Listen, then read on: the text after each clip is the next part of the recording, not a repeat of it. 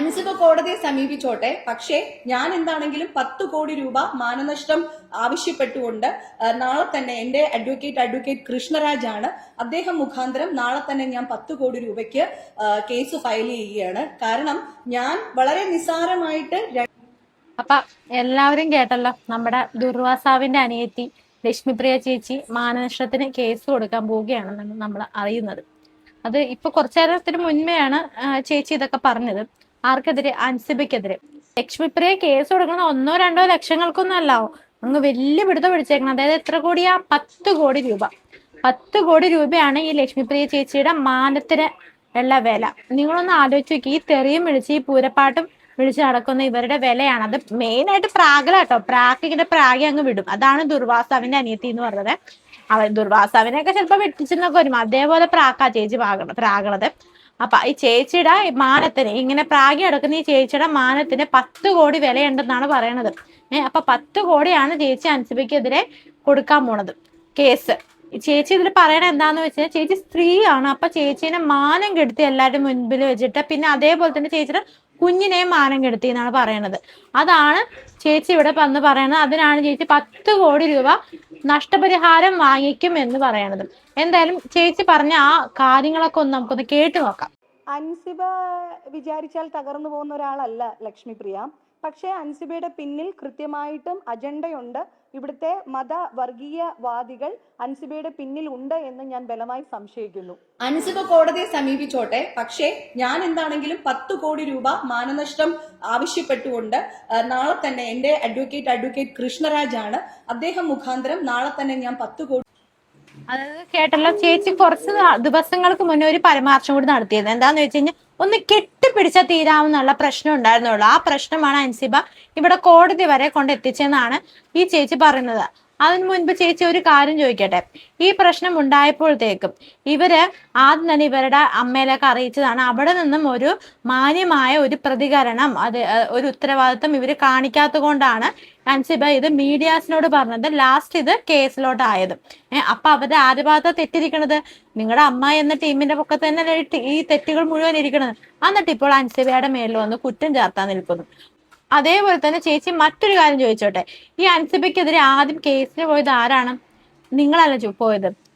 നിങ്ങൾ ആദ്യം കേസ് കൊടുത്തിട്ടാണ്. അതായത് അൻസിബനെ 3 മണിക്കൂറോളം അവിടെ ഇരുത്തുകയും പിന്നെ അവിടുത്തെ പോലീസ് സ്റ്റേഷനിലെ SI ആയ രേഷ്മ എന്ന് പറയുന്ന സബ് ഇൻസ്പെക്ടർ അവരെ അപമാനിക്കുന്ന രീതിയിൽ പെരുമാറുകയും ചെയ്ത്, അങ്ങനെയാണ് അവര് കേസ് കൊടുത്തേക്കണത്. ഇത്രയും നേരം, അതായത് നിങ്ങൾ വരാൻ വേണ്ടി 3 മണിക്കൂറോളം അൻസിബനെ അവിടെ ഇരുത്തി. അല്ലെങ്കിൽ നിങ്ങൾ അപ്പ വരും എന്ന രീതിയിൽ നിങ്ങൾ വന്നു കഴിഞ്ഞിട്ട് വിളിക്കാം, അല്ലെങ്കിൽ നിങ്ങൾ രണ്ടുപേർക്കും കൂടെ ഒരു സമയം പറഞ്ഞിട്ട് ആ രീതിയിൽ വിളിക്കാൻ പറ്റുന്നു. പകരം അൻസിബ അവിടെ വന്ന് ചേർന്ന് അത് കഴിഞ്ഞ് 3 മണിക്കൂറോളം വെയിറ്റ് ചെയ്യിപ്പിച്ചിട്ടാണ് നിങ്ങൾ അവിടെ എത്തിച്ചേർന്നത്. അപ്പോ ഈ അൻസിബയ്ക്ക് മാനവും നാണവും ഒന്നുമില്ല എന്നാണോ പറയുന്നത്? അല്ല, ചേച്ചിനേക്കാളും എന്തായാലും മാനവും നാണവും ഒക്കെ ഉള്ള വ്യക്തിയാണെന്ന് എനിക്ക് തോന്നിയേക്കുന്നത്. അതേപോലത്തെ എൻ്റെ ഒരു വ്യക്തിപരമായ ഒരു അഭിപ്രായം ഞാൻ പറയാം അൻസിബനെ കുറിച്ചാണ്. അൻസിബാണ് ഞാൻ ദൃശ്യം 3 തന്നെയാണ് ഞാൻ കണ്ടിരിക്കുന്നത്. പിന്നെ എനിക്ക് അന്ന് ആ സിനിമയിലുണ്ടായിരുന്ന ഒരു ക്യാരക്ടർ അത്ര ഉണ്ടായിരുന്നുള്ളൂ. പക്ഷെ അത് കഴിഞ്ഞിട്ട് അൻസിബ ബിഗ് ബോസിൽ വന്നപ്പോഴാണ് എനിക്ക് അൻസിബയുടെ ക്യാരക്ടർ എന്താണെന്ന് മനസ്സിലാവുന്നത്. കാരണം എനിക്ക് തോന്നുന്നു 10-74 ക്യാമറാസ് ഉണ്ടല്ലോ.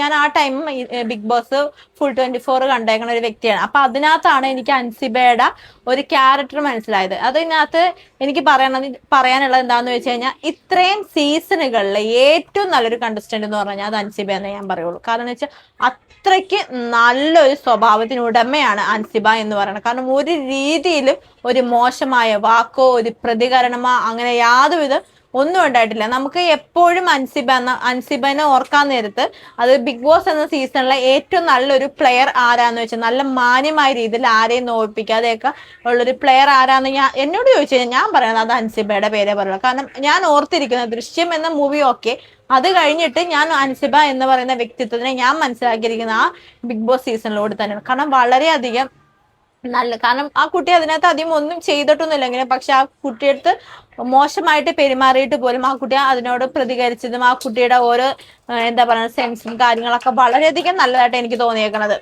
ലക്ഷ്മിപ്രിയ ഇനി അടുത്ത് നമുക്ക് ലക്ഷ്മി പ്രിയനെ കുറിച്ച് പറയുകയാണെങ്കിൽ എനിക്ക് പറയാനുള്ളത് വെച്ചാൽ ഞാൻ ഇവരെ ഇതിനകത്ത് കൂടെ തന്നെ കണ്ടേക്കണത്, എന്താ സിനിമയിൽ കൂടെയാണ് ഇവരെ ആദ്യമായിട്ട് കാണുന്നത്.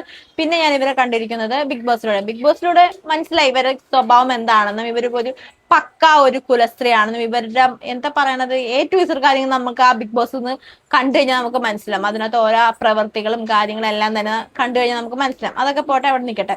പിന്നെ ഇവരുടെ ഈ അമ്മയിൽ തന്നെ നീന കുറുപ്പിനോട് ഒരു പ്രാവശ്യം കണ്ട് ഇവർ ചൂടായതിന്റെ വളരെ മോശമായിട്ട് രീതിയിൽ പ്രാകുന്ന വീഡിയോസും ഓഡിയോസും ഒക്കെ നമ്മൾ കേട്ടതാണ്. പിന്നെ ഇവൻ മീഡിയാസിൽ വന്നവരെ ഇവര് കിടന്ന് കരഞ്ഞു കുളിച്ച് കിടന്ന് ബഹളം ഉണ്ടാക്കണൊക്കെ നമ്മൾ കണ്ടതും കേട്ടതൊക്കെയാണ് അല്ലെ. അപ്പൊ അങ്ങനെയുള്ള രീതിയിലും ആരെക്കുറിച്ച് ഈ ലക്ഷ്മി പ്രിയനെ ഞാൻ മനസ്സിലാക്കിയിരിക്കുന്നത്.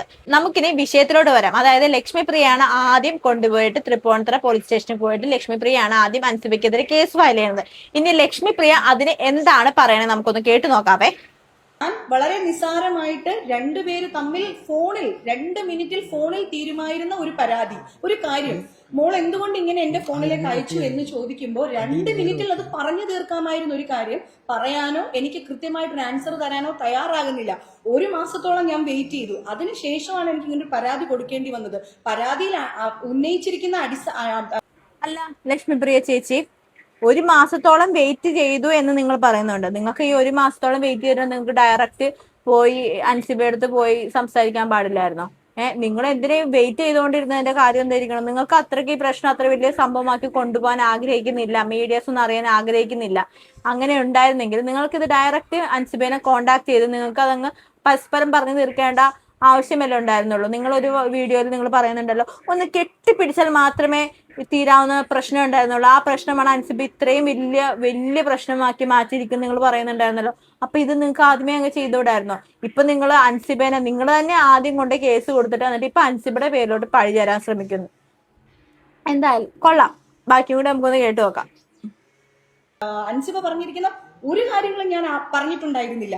അപ്പോ ഈ ഇത്തരത്തിലൊരു വലിയ സംഭവമാക്കി എന്റെ പ്രതിച്ഛായയെ ഇകഴ്ത്തുന്ന വിധത്തിൽ എന്നിലെ സ്ത്രീത്വത്തെ അപമാനിക്കുന്ന വിധത്തിൽ എന്തിന് 10 വയസ്സുള്ള എന്റെ മകൾക്ക് ഏകദേശം എന്റെ പൊക്കമുണ്ട്, പൊക്കമുള്ള എന്റെ മകളെയും കൂടി അധിക്ഷേപിച്ചുകൊണ്ട് ആ കുട്ടി സംസാരിക്കുന്നത് ഞാൻ കേട്ടു. തൃപ്പൂണിത്തുറ വനിതാ SIയുടെ പിന്നെ മേശപ്പുറത്ത് ഇതേ മീഡിയാസ് നിങ്ങൾ എല്ലാവരും റിപ്പോർട്ട് ചെയ്തിട്ടുണ്ട്. മേശപ്പുറത്ത് കയറി ഇരുന്ന് കളിച്ചു എന്ന് വരെ പറഞ്ഞുകൊണ്ട് അധിക്ഷേപിച്ചിട്ടുണ്ട്. അവിടെ എന്ത് അധിക്ഷേപമാണ് ഉള്ളത് ലക്ഷ്മി പ്രിയ? അവിടെ ആ കുട്ടീനെ എന്തെങ്കിലും മോശമായിട്ട് അൻസിബ പറഞ്ഞു? ഇല്ല. അൻസിബ എന്താ പറഞ്ഞ? എന്താ ഈ പറയുന്ന ഈ പെൺകുട്ടി അവിടെ മേശപ്പുറത്ത് ഇരുന്ന് കളിച്ചു എന്നല്ല പറഞ്ഞത്. അതിനിപ്പം മോശകരമായിട്ടൊന്നും അൻസിബ അവിടെ ഒന്നും പറഞ്ഞിട്ടില്ല. ആ കുട്ടിയുടെ ബോഡി ലാംഗ്വേജിനെ പറഞ്ഞിട്ടില്ല, ആ കുട്ടി ആ പോലീസുകാരോട് പെരുമാറുന്ന രീതിനെ കുറിച്ച് പറഞ്ഞിട്ടില്ല, മോശമായിട്ടൊന്നും അൻസിബ ഇതുവരെ ഇടുമെന്ന് പറഞ്ഞിട്ടില്ല. പിന്നെ അതെങ്ങനെ അധിക്ഷേപമാകുന്നത്? സത്യം തുറന്നു പറയാൻ നേരം അത് അധിക്ഷേപമാകുമോ? എന്തായാലും കൊള്ളാം. എന്തായാലും ഈ വിഷയത്തില് ഞാൻ എപ്പോഴും അൻസിബയുടെ കൂടെ തന്നെയാണ്. കാരണം അൻസിബ എന്നൊരു വ്യക്തിക്ക് ഏറ്റിരിക്കുന്ന ആ എന്താ പറയുക പ്രഹരം എന്ന് പറയുന്നത് അത്ര മോശമല്ല. കാരണം ആ കുട്ടീനെ വളരെയധികം വിഷമത്തിലാക്കിയേക്കുന്നത് കൊണ്ട് തന്നെയാണ് അൻസിബ ഇതുപോലെ ഒരു പ്രതികരണം നടത്തിയത്. പിന്നെ ആദ്യം മുതൽ നമ്മൾ ഈ കേസ് എടുത്തു കഴിഞ്ഞാൽ തന്നെ നമുക്ക് മനസ്സിലാകാൻ പറ്റുന്ന ഒരു കാര്യമാണ് അൻസിബയുടെ ഭാഗത്താണ് എല്ലാ വിധത്തിലും ഈ പറയുന്ന ഈ ടിനി ടോമിന്റെ ഭാഗത്തോ ഈ എന്താ ലക്ഷ്മി പ്രിയയുടെ ഭാഗത്തോ യാതൊരു തന്നെ ആവും ഞാൻ കാണുന്നത്. പിന്നെ ഇങ്ങനെ ഓരോ കേസ് കൊടുക്കും അങ്ങനെ കൊടുക്കും എന്ന് പറഞ്ഞിട്ട് ഈ നമ്മുടെ പിണറായി വിജയൻ പറഞ്ഞിട്ട് ഉമ്മാക്കി കാണിച്ച് പേടിപ്പിക്കരുത് അങ്ങനെ പറയത്തില്ല, അതേപോലത്തെ സംഭവമാണ് ഇവർ ഈ ചെറിയ എന്തെങ്കിലുമൊക്കെ ഈ പേടിപ്പിക്കാൻ വേണ്ടിയിട്ട് ഓരോന്നൊക്കെ ഇട്ട് കൊടുക്കുമല്ലോ. കാര്യം എന്താന്ന് വെച്ച് കഴിഞ്ഞാൽ അൻസിബ എന്ന് പറയുന്ന പെൺകുട്ടി അധികം സ്ട്രെങ്ത് ഇല്ലാത്ത പെൺകുട്ടി. ആ കുട്ടീനെ ഒരു സപ്പോർട്ട് ചെയ്യാനായിട്ട് ആ കുട്ടിയുടെ പുറകെ നിന്ന് ഒരാളില്ല. ആ പെൺകുട്ടീനെ സപ്പോർട്ട് ചെയ്യണമെങ്കിൽ ആ പെൺകുട്ടി തന്നെ സപ്പോർട്ട് ചെയ്യാനുള്ളൂ. ആ കുട്ടി എപ്പോഴും എനിക്ക് തോന്നിയേക്കണം ഒരു സത്യത്തിന് വേണ്ടി പൊരുതുന്ന ഒരു പെൺകുട്ടിയായിട്ടും അത് നീ ഒരു എന്താ കള്ളത്തരം ഒന്നും ഇല്ലാത്തൊരു പെൺകുട്ടിയായിട്ടും. പിന്നെ പേഴ്സണലി പറയുകയാണെങ്കിൽ ആ കുട്ടിയാണെങ്കിൽ ആ കുട്ടിയുടെ വീട് നോക്കുന്നത് അങ്ങനെയുള്ള പല കാര്യങ്ങളും ആ കുട്ടിയാണ് ചെയ്യണത്. അങ്ങനെ എനിക്ക് പൊതുവെ അൻസിബിനെ കുറിച്ച് വളരെ നല്ല അഭിപ്രായമുള്ളത്. പക്ഷേ ഈ ലക്ഷ്മി പ്രിയനെ കുറിച്ച് അങ്ങനെയുള്ള അഭിപ്രായമല്ല. പിന്നെ ഇത് നമ്മളൊരു പൊതു സ്ഥലത്തൊന്നും പറയേണ്ട ആവശ്യമില്ല, അവരെങ്ങനെയാണ് അത് എന്തോ ആയിക്കോട്ടെ. പക്ഷെ ഈ കാര്യത്തിൽ എന്തൊക്കെ വന്നാലും ന്യായം അൻസിബയുടെ ഭാഗത്ത് തന്നെയാണ്. പിന്നെ 10 കോടി എങ്ങാനും കൊടുത്തില്ലെങ്കിൽ ചേച്ചി ഇപ്പൊ തന്നെ അങ്ങോട്ട് ഒന്നിൽ കാർക്കിച്ച് തുപ്പുക, അതല്ലെങ്കിൽ പ്രാഗി അങ്ങ് കൊല്ലുക. ഇതാണ് ചേച്ചിയുടെ മെയിൻ പരിപാടി ലക്ഷ്മി പ്രിയ. എന്തായാലും ഒരു കാര്യം പറയാം, പെരുമ്പാവൂരിലാന്ന് തോന്നുന്നുണ്ട് ഇവര് സ്ഥാനാർത്ഥിയായിട്ട് മത്സരിക്കാൻ വേണ്ടി ഉദ്ദേശിച്ചത്. എന്തായാലും എന്റെ പൊന്ന പെരുമ്പാവൂരുകാരെ ഇവരെങ്ങാനും നിങ്ങൾ ഇവരുടെ വാക്ചാതുര്യത്തിൽ നിങ്ങളെങ്ങാനും വീണുപോയാൽ പിന്നെ 5 വർഷം നിങ്ങളെ നോക്കണ്ട, നിങ്ങളുടെ കാര്യം കട്ടപ്പോയി. അതുകൊണ്ട് അറിയാതെ പോലും ഇവർ അടുത്ത വർഷമാണെങ്കിലും ഈ എന്താ പറയണത് മത്സരിക്കാൻ നിന്ന് കഴിഞ്ഞാൽ നിങ്ങൾ ഒരിക്കലും ഇവരെ ഒരു MLA സ്ഥാനം കൊടുത്ത് നിങ്ങൾ ആക്കരുത്. പിന്നെ ഏത് സ്ഥാനത്തിലോട്ടാണ് ഇവർ വരണമെങ്കിലും ആ സ്ഥാനം നിങ്ങൾ കൊടുക്കാൻ നിൽക്കരുത്. കാരണം നിങ്ങളുടെ കാര്യം കട്ടപ്പോയായിരിക്കും. എല്ലാ അഴിമതിക്കും എല്ലാത്തിനും കൂട്ടുനിൽക്കുന്ന ഒരു തരത്തിലുള്ള സ്ത്രീയാണ് ഇവർ. അപ്പൊ എന്തായാലും ഇതിൽ നിങ്ങൾക്കുള്ള അഭിപ്രായം എന്താണെന്ന് വെച്ച് കഴിഞ്ഞാൽ കമന്റ് ചെയ്യുക. പിന്നെ വീഡിയോ ഇഷ്ടമെങ്കിൽ ലൈക്ക്, ഷെയർ, സബ്സ്ക്രൈബ് ചെയ്യുക. പിന്നെ വീഡിയോസ് ഒന്ന് എല്ലാവരും ഹൈപ്പും കൂടി ചെയ്യണം കേട്ടോ. അപ്പൊ എല്ലാവർക്കും ബൈ. അടുത്തൊരു വിഷയത്തിൽ നമുക്ക് വീണ്ടും കാണാം.